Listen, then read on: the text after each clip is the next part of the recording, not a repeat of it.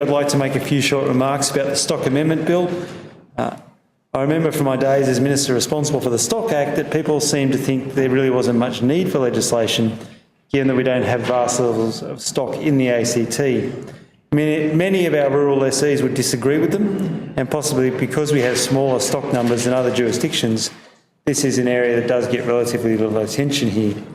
But I do understand the need to tidy up some of the provisions in our legislation to make it more workable, and perhaps precisely because we have smaller numbers here, we have some specific issues that do need to be addressed.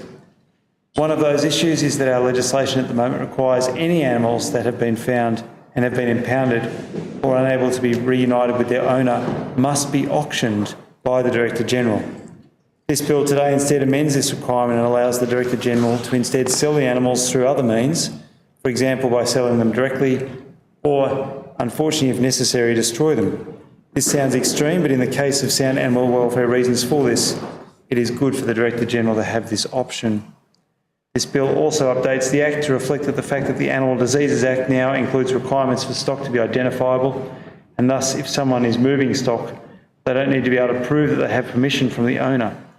The amendment removes the requirement for the stock owner to issue a permit for the stock to travel, and also clarifies that the definition of travel with stock in this context means moving stock on foot. In these situations, the Director-General is instead responsible for issuing the permit to travel or move the stock, as they will need to assess the road safety implications of this movement. These are the key amendments in this bill, and the Greens will be supporting them today. The question is the bill be agreed to in principle. Mr Gentleman. Thank you, Madam Deputy Speaker, and I thank members for their contributions to this bill. The bill makes limited amendments to the Stock Act 2005 with the aim of updating the Act.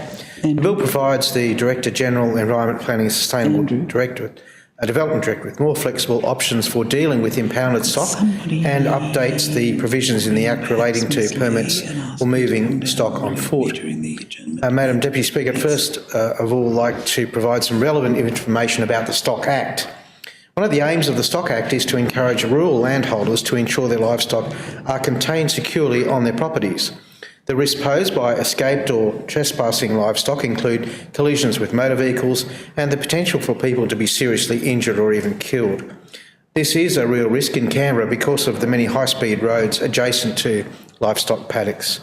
Furthermore, the impact of straying livestock trespassing onto neighbouring properties can include the spread of disease, injury of livestock, insemination of stud livestock, consumption of fodder and damage to crops.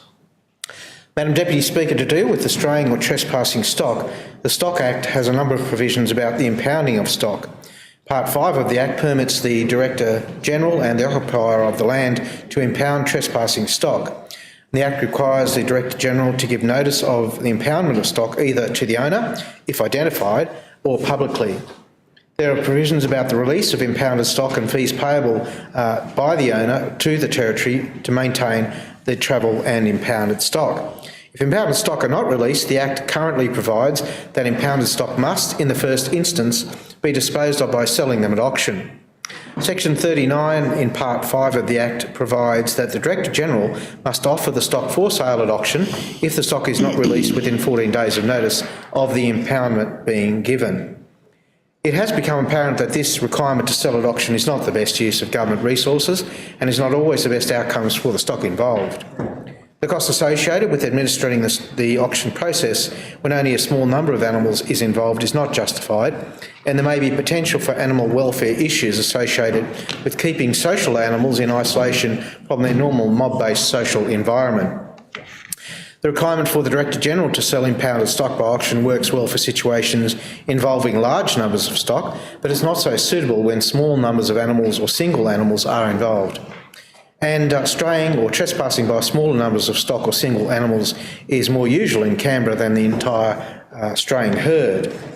The bill therefore makes amendments to the Stock Act to enable the Director-General to exercise some discretion in implementing solutions in relation to impounded stock that are more cost-effective, pragmatic and avoid potential animal welfare issues associated with keeping social animals in isolation.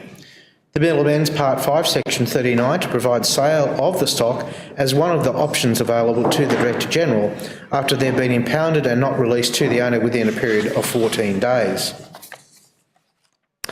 The new Section 39 permits the Director-General to dispose of the stock by selling at auction or another means of sale, or by disposing of the stock, including destroying the stock, as the Director-General considers appropriate. I wish to emphasise that the Director-General may only destroy or dispose of the stock after a 14-day notice period of the impoundment has expired, and it's not practical or desirable to sell the stock because of cost, animal welfare or other reasons.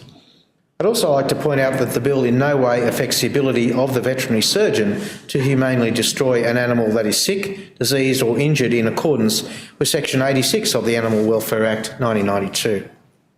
Madam Deputy Speaker, I'd now like to turn to the second set of amendments made by the bill. These relate to Part 4 of the Stock Act, which is about travelling stock. Part 4 of the Stock Act has historically been about requiring anyone transporting stock to have a document from the government or the owner of the stock that proved ownership of the stock at the point of origin of the stock. The permit system was also about tracing stock movements in a case of disease outbreak. Since the Stock Act was made, there have been changes that affect the movement of livestock in the ACT. Much of the land that was previously rural has been repurposed for urban development, with the corresponding decrease in the number of farms and livestock. This and better modes of vehicle transport has resulted in the droving of stock by foot decreasing significantly.